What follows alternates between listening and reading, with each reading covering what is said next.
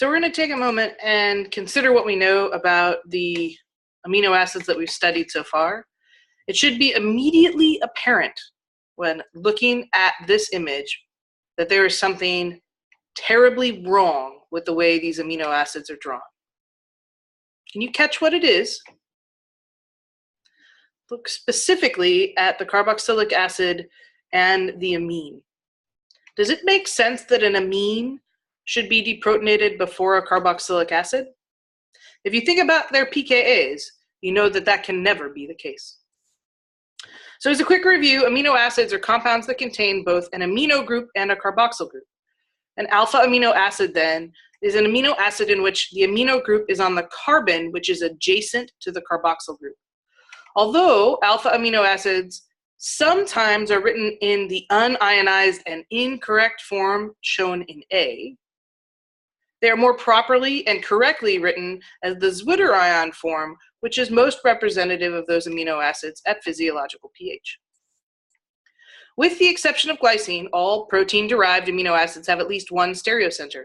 This is the alpha carbon, and they're going to be chiral. The vast majority have the L configuration at their alpha carbon. Note, the L-alanine, then, is what I would likely see.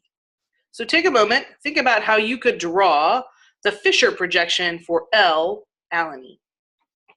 If you need to pause, you can check your work. So similar to drawing the Fisher projections for carbohydrates, the Fisher projection for L-alanine has the penultimate carbon and that functional group, in this case the amine, on the left, whereas for D-alanine, that amine would be on the right. Now the beautiful news for you is because you have been practicing drawing the structures of your amino acids throughout the entire semester, you already know how to draw these amino acids. We're going to start to think about ways that we can group them. So for example, here, these are all of the aliphatic and aromatic amino acids that you could draw. These are amino acids that are either negatively charged, right, or have this amide functionality, or, right, if you think about the negative charge and the positive charge on the amine, note we're discounting these. So if we look at just the R group, then these are neutral, right? So you could look on the right and say, oh, it's negatively charged, but that wouldn't be correct. What you want to do is look at the R group and identify whether or not the R group has a charge. Because as we're going to see shortly, pretty soon these carboxylic acids and amino groups are going to be tied up in peptide bonds. Then we have the acidic and basic side chains. And remember, you always have the advantage and benefit of having access to a pKa table. The most important thing for you to know is how to use it.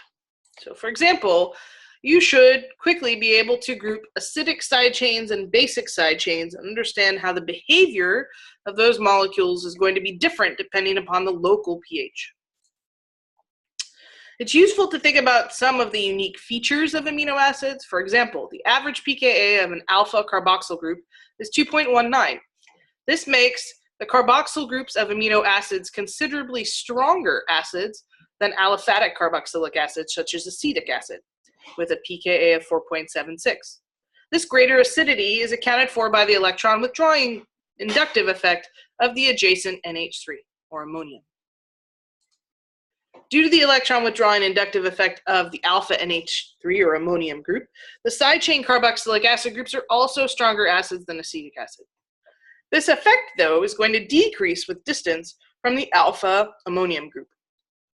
So if you compare the alpha carboxylic acid of alanine versus the beta carboxylic acid of aspartic versus the gamma carboxylic acid of glutamic acid, you can see quickly how the pKa increases over time.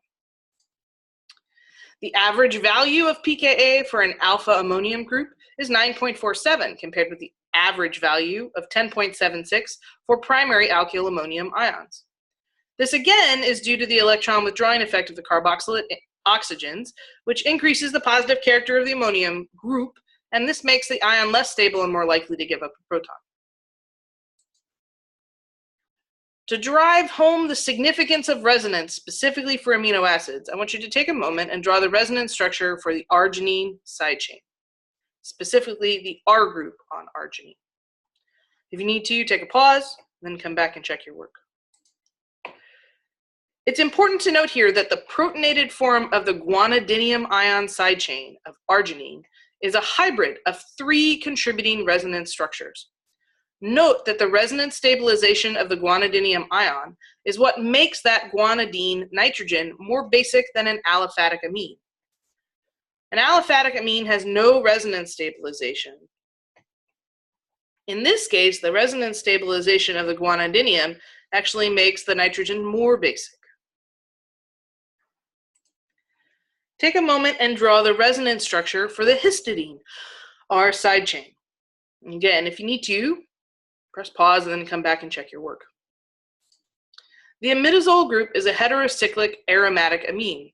If we think about moving our electrons, the lone pair on the nitrogen moves down to form a double bond, pushing the double bond up onto the nitrogen to form a lone pair. Note, it's important to recognize that one of these lone pairs is not part of the aromatic sextet. It's actually the proton acceptor. That's an important distinction. And if we pay particular attention to the pKa of histidine, we will note that it's one of the amino acids with a third pKa that's very close to neutral, or 7, as a pH. The most important thing for us to recognize is the way that acids and bases behave with amino acids. So here we have the titration of glycine with sodium hydroxide. So sodium hydroxide is a base. If I look at the moles of base per mole of amino acid, I'm going to make a couple of observations. Each equivalent of base is going to result in the complete deprotonation of a proton on the amino acid. 1/2 of a mole of hydroxide is going to result in half of a deprotonation of a proton on an amino acid. This relationship is represented by pH equal to pKa, where if we think about the Henderson-Hasselbalch expression, we know that the log of 1 is 0, and so that is going to be the point at which pH is equal to pKa. You can see here that the left-hand side of my graph is labeled as the pH, this is the y-axis, and the right-hand side of the graph, right, is my x-axis. So it's important here to understand that as I increase the amount of base, I'm going to change the pH, and the change in pH is going to be reflected by changes in structure of my amino acid. One of the key points on a titration curve is the isoelectric point, or the PI. This is where the pH of the solution is such that the majority of the amino acid molecules in solution have no net charge. So the PI for glycine, 6.06 for example, is going to fall between the pKa values for the carboxyl and the amino groups. So this is how you would calculate the isoelectric point.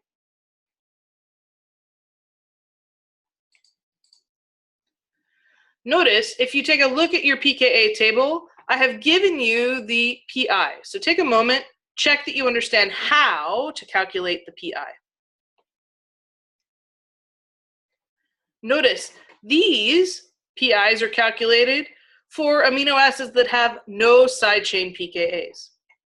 When we have a side chain pKa, then we have to choose the pKa that is closest. So for example, the pKa of the alpha carboxylic acid is closest to the pKa of the side chain. Take the average of those two. Likewise, the pKa of the amino group is closest to the pKa of the side chain, and take the average of those two for basic side chains. So let's do a quick review to make sure that we understand how to draw these titration curves.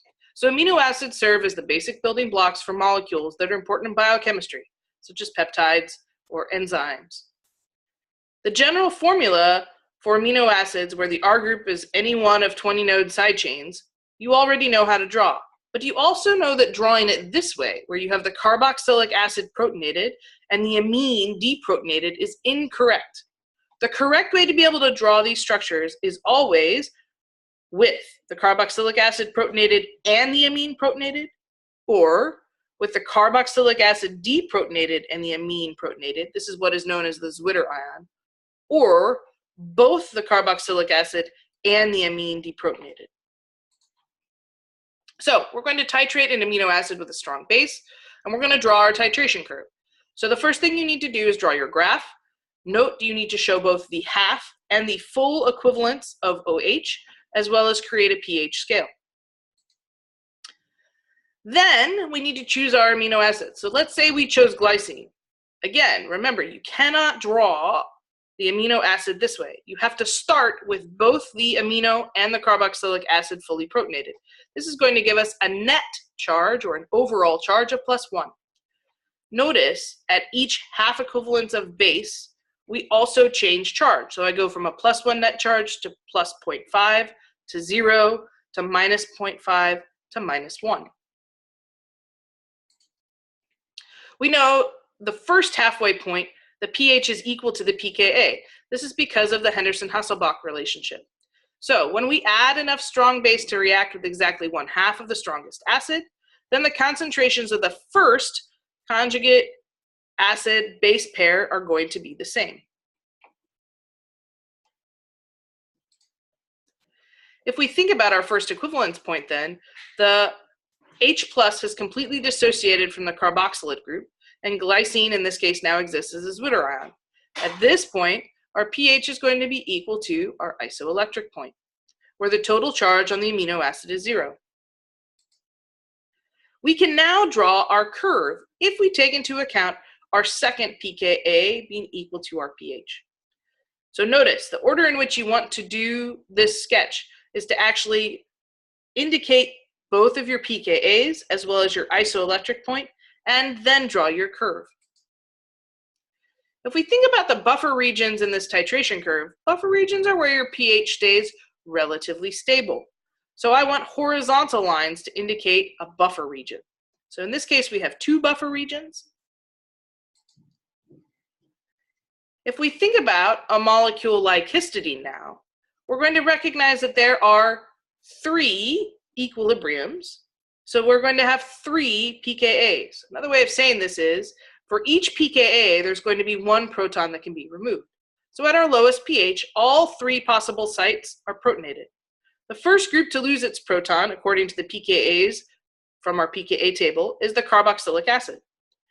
Then, if another equivalent of base is added, you remove both the carboxylic acid proton and the proton on the imidazole. Then, the last proton to come off is the proton on the amine. So let's think for a moment about the overall charge on histidine, beginning at a very low pH and increasing the pH. So the total charge on histidine at a pH lower than the first pKa is going to be +2. The total charge on histidine at a pH between pK1 and pK2 is going to be +1, and then 0, and then -1. So if we think about drawing then our titration curve, we should notice that we will always have 3 half equivalence points where our pH is equal to our pKa. And in this case, we will show at least 2 equivalence points, actually technically a third, because my third equivalence point is where I have removed the last proton completely. And this will be our titration curve for an amino acid. So notice we can actually include then our overall or net charge for a molecule, as well as the titration curve itself. Why do we care about this? Well, we use charge in electrophoresis. This is the process of separating compounds on the basis of their electric charge. The electrophoresis of amino acids can be carried out using paper, starch, agar, plastics, cellulose acetate as examples of solid supports. A sample of amino acids then is applied, and an electric potential is applied to the electrode vessels, and then the amino acids will migrate towards the electrode with a charge opposite their own. Anything with a high charge density moves faster than those with a low charge density. Molecules that are at their isoelectric point remain at the origin. After separation is complete, the strip is then developed to make the amino acids visible. So, we're going to pause there and pick it up next time. Thanks.